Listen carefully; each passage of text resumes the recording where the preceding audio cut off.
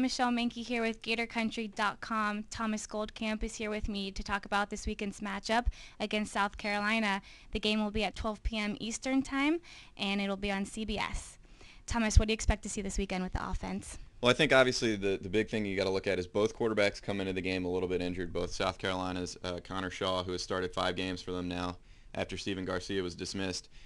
He suffered a concussion last week against Arkansas. Steve Spurrier said Wednesday that he is expected to play. He passed all the medical tests he needed to. So he's expected to play, and then John Brantley obviously has been a little bit nicked up. He played last week. He played against Georgia. I think he's starting to get his health back a little bit more. But that, to me, is going to be the real kind of thing to watch for early in the game is which quarterback looks healthy if either of them look affected by either of their injuries. What do you expect to see on the defense for both teams? Well, defensively, I think you look at South Carolina. They're a team that's also ranked in the top 10. They're the 4th team that Florida's played in the last 6 games that has a top 10 defense nationally. So they're a very talented unit. You look at them, really everything starts up front. You look at a guy like Melvin Ingram, who has 3 touchdowns by himself. And then another guy like Jadeveon Clowney, who's a true freshman, probably one of the biggest impact true freshmen in the league this year.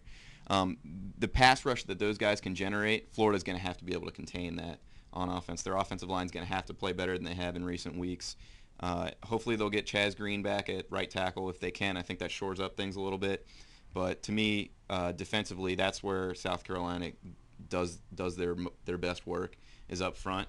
And then obviously they've got a great secondary as well. They're getting Antonio Allen back at the spur linebacker position this week. He's kind of a hybrid linebacker, defensive back type player. So with him back, you look at a South Carolina secondary that's played really well. They've recorded 17 interceptions.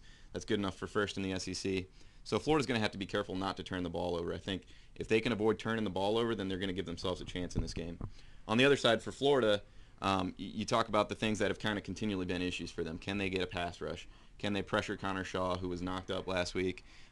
Can they get him out of rhythm? If they can get him out of rhythm, they have a good shot against the South Carolina offense that's missing, obviously, Marcus Lattimore, who's been the running back who really destroyed Florida last year. I think Florida has a good chance if they can get a good pass rush and get him out of rhythm. Other thing that the Florida defense has really been focused on this week is in coverage. They've had really good coverage all year long with the defensive backs, but they need to do a better job of turnaround and actually making plays on the ball.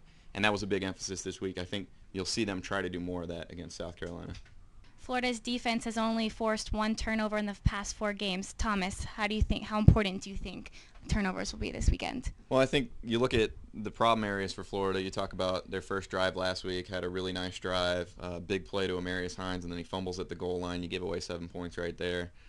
Same kind of thing against Georgia, gave up 2 fumbles that ended up in Georgia touchdowns. So that's really something that for Florida, if they can correct that, you're looking at maybe not close games in those 2. You're looking at Florida beating Georgia and, beating Vanderbilt pretty comfortably. So if they can get that ironed out, I think they have a good shot on the road against South Carolina.